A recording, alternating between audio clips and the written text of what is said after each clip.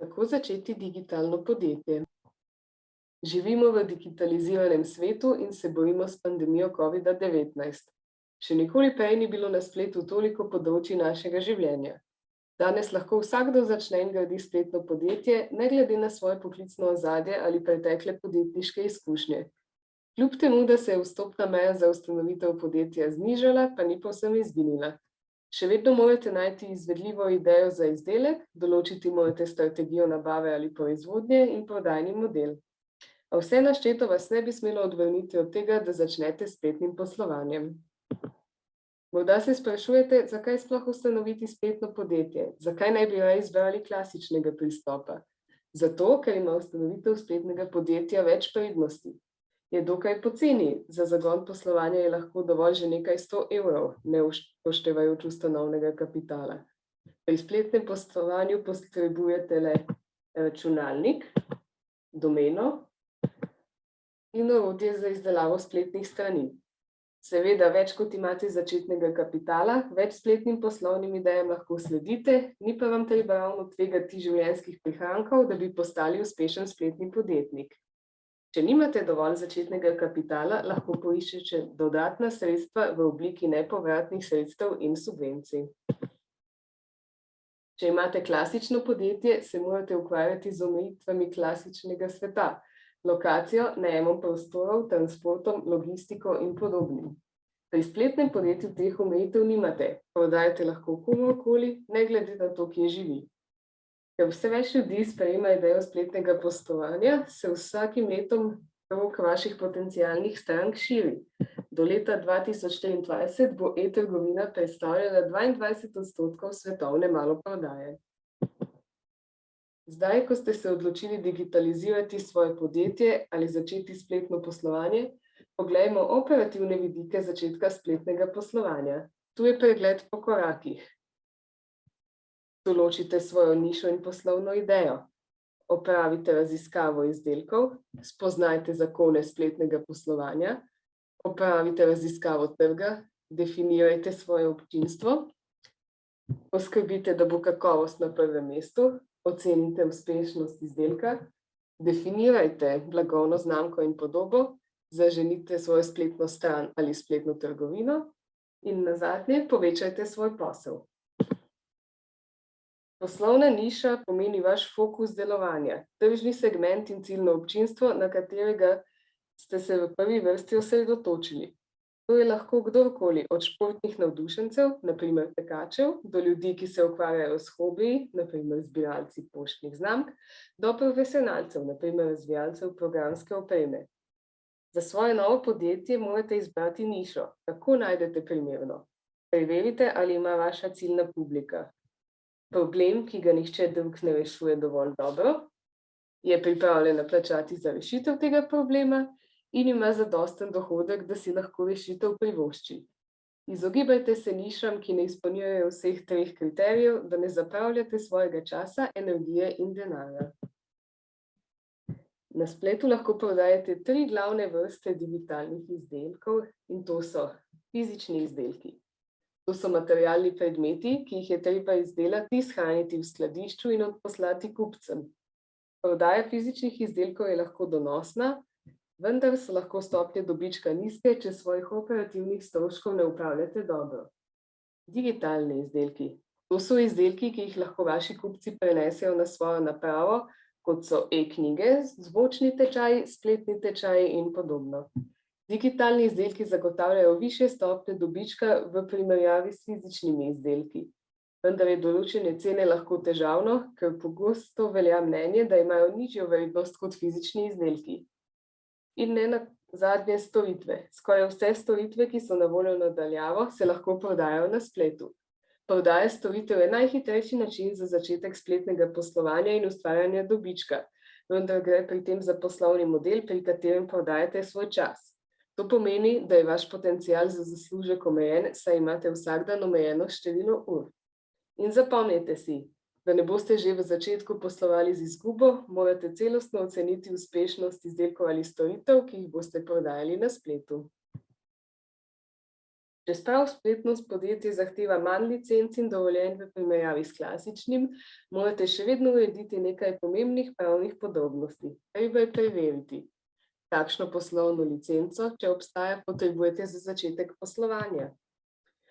Katera pravna struktura je najbolj smiselna? Ali je to samostojni podjetnik, morda družba z omejeno odgovornostjo? Ali morate pridobiti kakšna posebna dovoljenja? Ali morate opraviti kakšne inšpekcijske preglede? Ali potrebujete dovoljenje za davek od prodaje? Ali obstajajo posebni predpisi, ki veljajo samo za spletna podjetja? Kakšni so zakoni glede zaposlovanja in najema izvajalcev? Vsaka država ima svoje zakone, zato vedno preverite informacije pri lokalnih oblasteh. Svetujemo, da se obrnete na točke SPOT, slovenske poslovne točke, kjer boste na enem mestu dobili vse informacije za začetek poslovanja in lahko tudi registrirali novo podjetje. Prav tako poiščite strokovno pravno pomoč. Raziskava trga je pomemben korak pri ustanovitvi lastnega spletnega podjetja. Pomaga določiti globino, konkurenčnost in donosnost izbrane poslovne vertikale. Zadnja stvar, ki jo želite, je, da začnete ponujati nekaj, česar nihče ne želi kupiti. Tržne raziskave pomagajo tudi potrditi vašo idejo o izdelku, ceno in povpraševanje. Raziskave trga se lahko lotite na naslednji način. Najprej vprašajte prijatelje in družino, kaj mislijo o vaši poslovni ideji. Ali res obstaja potreba za vaš izdelek ali storitev? Ali obstajajo stranke, ki bodo za to plačale? Zato lahko uporabite preprosto anketo Google Forms. Nato preverite ključne besede, relevantne za izdelek ali storitev, in analizirajte rezultate spletnega iskalnika. To vam bo pomagalo oceniti, kako pogosto vaši kupci iščejo tak izdelek ali storitev. Raziščite konkurenco. Rezultati iskalnikov bodo pokazali tudi vaše glavne konkurente, način, kako so prisotni na internetu in kakšen je položaj njihovih spletnih strani v iskalniku. Preverite zelo uspešne ključne besede. Analizirajte, kako se povpraševanje po različnih izdelkih spreminja v vaši niši in katera vsebina je najboljša s spremljanjem ključnih besed, ki so relevantne za tržno nižo. Zato lahko uporabite plačljiva ali brezplačna orodja. Google Trends, Google Keyword Planner, Search in podobno. Če želite začeti s prodajo in nato razširiti svoje podjetje, morate dobro razumeti, kdo je vaše ciljno občinstvo. Če želite izvedeti več o njihovih potrebah in preferencah, poskusite svoje kupce opisati z demografskimi in psihografskimi podatki. Demografski podatki vključujejo osnove družbeno-ekonomske značilnosti, kot so starost, spol, etična pripadnost, dohodek, naziv delovnega mesta in tako dalje. Psihografski podatki vključujejo različne psihološke značilnosti, kot so vrednote, prepričanja, interesi, mnenja in tako dalje. Skupaj ti vpogledi pomagajo razviti temeljito razumevanje vašega idealnega kupca. Ne glede na to, ali na spletu prodajate izdelke ali storitve, mora biti vaša ponudba odlična. V nasprotnem primeru vam bodo kupci podali negativna mnenja, drugih pa jih bodo takoj razširili na družbenih medijih. Imate spletno podjetje, vaši kupci bodo ocenjevali uporabnost in estetiko spletne strani ali spletne trgovine, hiter dostop do informacij, se pravi kratko nakupno pot, in pa hitrost izvedbe storitve, nakup, vračilo, reklamacija. Blagovna znamka je celostna podoba vašega podjetja. Vse od imena vašega podjetja do vašega spletnega oblikovanja, vsebine, družbenih medijev, e-novic in celo embalaže je pomembno pri tem, kako bo vaše občinstvo sprejemalo vašo ponudbo, da mora komunicirati skladno vizualno podobo in idejo. Ko razvijate identiteto svoje blagovne znamke, bodite pozorni na logotip, barvno shemo, postavitev strani, tipografijo, grafike in slike. Podoba vaše blagovne znamke bi morala biti rezultat skupnega delovanja vseh teh elementov, zato je bolje, da je ne izdelate sami, ampak sodelujete s strokovnjaki. Naslednji korak vašega poslovnega načrta je priprava na zagon vaše spletne strani ali spletne trgovine. To pomeni postavitev in konfiguriranje vaše spletne strani. Glede na to, kaj potrebujete, samo spletno mesto z informacijami ali pa spletno trgovino, lahko izbirate med različnimi platformami. Za preprosto ustvarjanje poslovnih spletnih strani lahko uporabite brezplačne platforme, kot so Wix, Google Workspace in podobno. Platforma za elektronsko trgovanje je tehnična hrbtenica spletne prodaje. Takšna programska oprema vam ponuja vse funkcije, ki jih potrebujete od kataloga izdelkov do obdelave plačil. Izberite platformo, ki ponuja vse funkcije, ki jih potrebujete, za ceno, ki si jo lahko privoščite. Izbirate lahko na primer med BigCommerce, WooCommerce, Shopify in podobno. Ko enkrat objavite svoje spletno mesto ali spletno trgovino, kupci ne bodo prišli kar sami od sebe. Obvestiti jih morate o svojem podjetju. Za promocijo svojega podjetja dajte prednost naslednjim taktikam. Plačljivi oglasi, vplivnostni marketing, marketing na družbenih omrežjih, optimizacija za iskalnike ali SEO, e-poštni marketing in seveda razmislite o drugih marketinških dejavnostih za promocijo vašega podjetja in pridobivanje kupcev za obisk vašega spletnega mesta. Digitalna preobrazba ni samo digitalno poslovanje na internetu.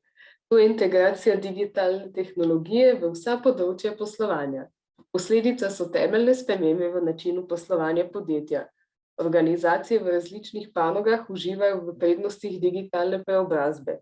Podjetjem omogoča posodobitev starih procesov, pospešitev učinkovitih delovnih tokov, krepitev varnosti in povečanje dobičkonosnosti. 90% podjetij po vsem svetu posluje v oblaku. Ker podjetja selijo podatke v oblak, je veliko tega, kar se naredi, reproduciranje obstoječih storitev v digitalni obliki. Digitalna preobrazba spremeni način delovanja organizacije. Sistemi, procesi, potek dela in kultura so del tega procesa. Taka preobrazba vpliva na vsako raven organizacije in združuje podatke na vseh področjih, kar omogoča učinkovitejše sodelovanje. Z izkoriščanjem prednosti avtomatizacije delovnega procesa lahko vsako podjetje deluje hitreje in učinkoviteje in, kar je v zadnjem času vse pomembneje, varčuje tudi z energijo in vodo v pisarnah ter s papirjem. Te preproste ideje ne veljajo samo za velika podjetja. V vsakem podjetju digitalizacija predstavlja sodoben način poslovanja in razmišljanja o prihodnosti našega planeta.